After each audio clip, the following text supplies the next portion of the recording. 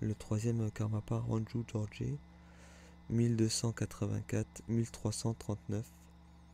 On dit que le Dharma se présente sous deux formes, les mots tels qu'on les trouve dans les textes et les réalisations qui s'élèvent dans l'esprit des êtres. Le troisième Karmapa apporta une remarquable contribution à ces deux formes. Grâce aux importantes œuvres qu'il composa et encouragea à écrire, et grâce aux accomplissements spirituels de ses disciples. En général, la grandeur des disciples est la marque qui atteste de la grandeur de l'enseignant.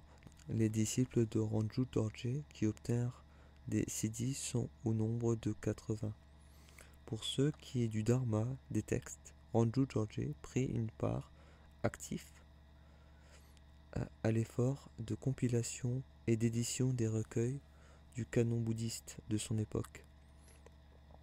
Dans les années 330, entre deux voyages en Chine destinés à enseigner à la cour impériale, il commandita une édition de la collection canonique complète des commentaires indiens, connue sous le nom de Tengyur, et fit don des documents nécessaires. Cette édition fut écrite à la main en lettres d'or et d'argent. On l'appela le Tengyur d'or, et c'est, pense-t-on, la première édition au Tibet du canon des commentaires écrits en lettres d'or.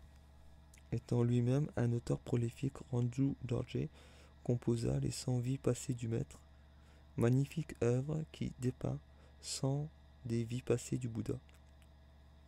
Jusqu'à cette œuvre inspirée de Ranju Dorje, le plus long recueil des vies passées du Bouddha s'était arrêté à 34, le reste ayant été perdu avec le temps.